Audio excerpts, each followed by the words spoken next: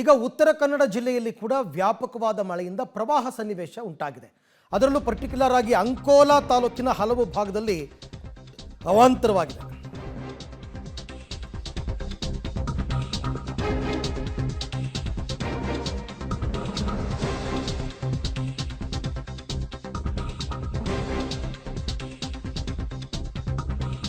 ಉತ್ತರ ಕನ್ನಡ ಜಿಲ್ಲೆ ಅಂಕೋಲಾ ತಾಲೂಕಿನ ಹಲವು ಭಾಗದಲ್ಲಿ ಅವಾಂತರ. ಬಿಳಿಹೊಯ್ಗಿ, ಶಿರುಕುಳಿ, ಮಂಜುಗುಣಿ ಈ ಭಾಗದಲ್ಲಿ ಮಳೆಯಾಗಿದೆ. ಮನೆಗಳು, ಸೇತುವೆ, ರಸ್ತೆಗಳೆಲ್ಲ ಕಂಪ್ಲೀಟ್ ಜಲಾವೃತವಾಗಿದೆ. ನೀವು ನೋಡ್ತಾ ಇದ್ದೀರಾ ದೃಶ್ಯ, ಉತ್ತರ ಕನ್ನಡದ ದೃಶ್ಯ. ಪಬ್ಲಿಕ್ ಟಿವಿಯಲ್ಲಿ ಈ ಬಗ್ಗೆ ಮೆಗಾ ಗ್ರೌಂಡ್ ರಿಪೋರ್ಟ್ ನಿಮ್ಮ ಮುಂದೆ ಇಡ್ತಾ ಇದ್ದೀವಿ.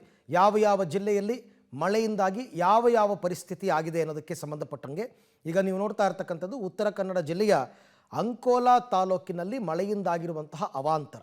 ಈ ಬಗ್ಗೆ ಮತ್ತಷ್ಟು ಮಾಹಿತಿ ನನ್ನ ಕೊಲೀಗ್ ನವೀನ್ ಸಾಗರ್ ಅವರಿಂದ ಪಡಿತಾ ಹೋಗೋಣ. ನವೀನ್, ಈಗಾಗಲೇ ಉಡುಪಿ ಜಿಲ್ಲೆಯಲ್ಲಿ ವಿಪರೀತಾದ ಮಳೆಯಿಂದಾಗಿ ಅಲ್ಲಿನ ಪರಿಸ್ಥಿತಿ ಹೇಗಿದೆ ಅನ್ನೋದ್ರ ಬಗ್ಗೆ ಮಾಹಿತಿ ಕೊಡ್ತಾ ಇದ್ವಿ. ಈಗ ಉತ್ತರ ಕನ್ನಡದಲ್ಲಿ ಯಾವ್ಯಾವ ತಾಲೂಕಿನಲ್ಲಿ ಇದು ತುಂಬ ಹೆಚ್ಚು ಪ್ರವಾಹದ ಪರಿಸ್ಥಿತಿ ನಿರ್ಮಾಣ ಆಗಿದೆ, ಏನು ತೊಂದರೆ ಆಗಿದೆ, ಮಳೆ ಇನ್ನೂ ಮುಂದುವರಿಬೋದಾ ಹೇಗೆ ಅಂತ?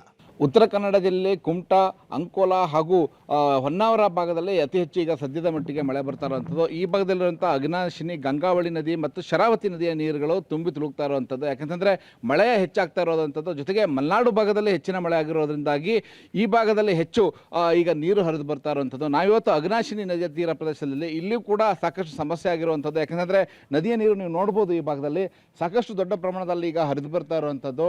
ಈ ಭಾಗದಲ್ಲಿರುವಂತಹ ತೋಟಗಳಿಂದ, ಯಾಕೆಂದರೆ ನದಿ ತೀರ ಪ್ರದೇಶದಲ್ಲಿ ತೆಂಗಿನ ತೋಟಗಳಿದ್ದಾವೆ, ಅಡಿಕೆ ತೋಟಗಳಿದ್ದಾವೆ, ಅವೆಲ್ಲವೂ ಕೂಡ ಈಗ ಜಲಾವೃತವಾಗ್ತಾ ಇರುವಂಥದ್ದು.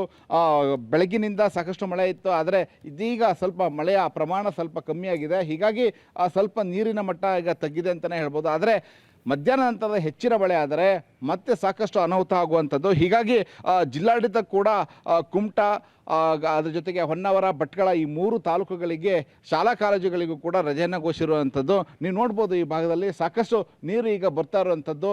ಅದ್ರ ಜೊತೆಗೆ ನೀವು ನೋಡ್ಬೋದು, ಬೋಟನ್ನು ಕೂಡ ಇಟ್ಟಿದ್ದಾರೆ. ಯಾಕೆಂದರೆ ತಂಡ್ರಗುಳಿ, ಕುಮಟಾದ ತಂಡ್ರಗುಳಿ ಭಾಗದಲ್ಲಿ ಪ್ರತಿ ಬಾರಿಯೂ ನೆರೆ ಬರ್ತದೆ. ನದಿ ತೀರ ಪ್ರದೇಶದಲ್ಲಿರುವ ಸುಮಾರು ತಂಡ್ರಗುಳಿ ಭಾಗದಲ್ಲಿ ಒಂದು 30ಕ್ಕೂ ಹೆಚ್ಚು ಮನೆಗಳಿದ್ದಾವೆ. ಇವೆಲ್ಲರೂ ಮೀನುಗಾರರು ಇರುವಂಥದ್ದು.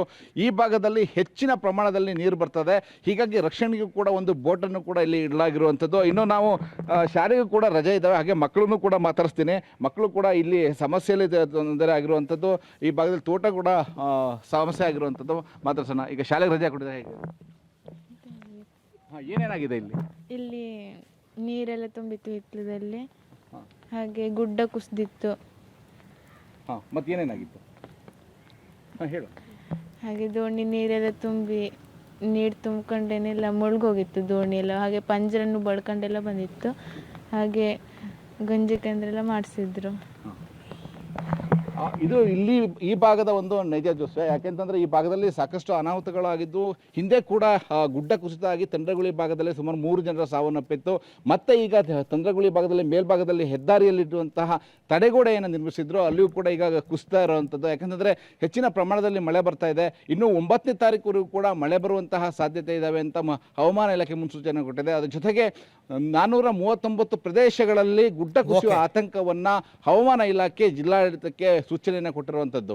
ಅರವಿಂದ್, ಥ್ಯಾಂಕ್ ಯು ನವೀನ್, ತಮ್ಮ ಎಲ್ಲ ಮಾಹಿತಿಗಾಗಿ. ಉತ್ತರ ಕನ್ನಡ ಜಿಲ್ಲೆಯಲ್ಲಿ ಮಳೆಯಿಂದಾಗಿರ್ತಕ್ಕಂಥ ಅನಾಹುತಗಳ ಬಗ್ಗೆ ತಾವು ಗಮನಿಸ್ತಾ ಇದ್ದೀರಾ. ಇದಕ್ಕೋಸ್ಕರನೇ ಅಲ್ಲಿ ಶಾಲಾ ಕಾಲೇಜುಗಳಿಗೆ ರಜೆ ಕೊಟ್ಟಿದ್ದಾರೆ. ಹಾಗಲ್ಲ, 9ನೇ ತಾರೀಕು ತನಕನೂ ಕೂಡ ಹವಾಮಾನ ಇಲಾಖೆಯವರು ಮುನ್ಸೂಚನೆ ಕೊಟ್ಟಿದ್ದಾರೆ, ಯಾವುದೇ ಸಂದರ್ಭದಲ್ಲಿ ಮಳೆ ಬರಬಹುದು ಅಂತ. ಹಾಗಾಗಿ ಆ ಭಾಗದ ಜನ ಸ್ವಲ್ಪ ಎಚ್ಚೆತ್ಕೋಬೇಕು. ನಡುಗಡ್ಡೆಗಳು ಜಾಸ್ತಿ ಈ ಭಾಗದಲ್ಲಿ.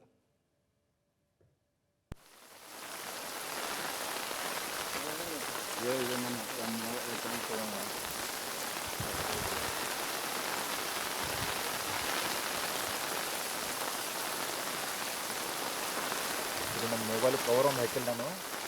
ಇದು ಕವರ್ ತೆಗೆದಿದ್ದೀನಿ ಮಾತಾಡ್ಬಿಡ್ರೆ ಈಗ.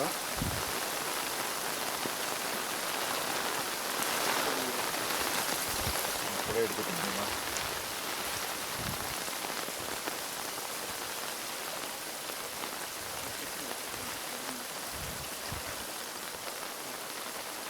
ಸೊ ಇದೆಲ್ಲವೂ ಕೂಡ ನೀವು ನೋಡ್ತಾ ಇರೋದು ಉತ್ತರ ಕನ್ನಡ ಜಿಲ್ಲೆ ಅಂಕೋಲಾ ತಾಲೂಕಿನ ಹಲವು ಭಾಗದಲ್ಲಾಗಿರುವಂತಹ ಅವಾಂತರಗಳನ್ನ ನೋಡ್ತಾ ಇದ್ದೀರಿ. ಬಿಳೆಹೊಯ್ಗಿ, ಶಿರುಕುಳಿ ಮುಂತಾದ ಕಡೆ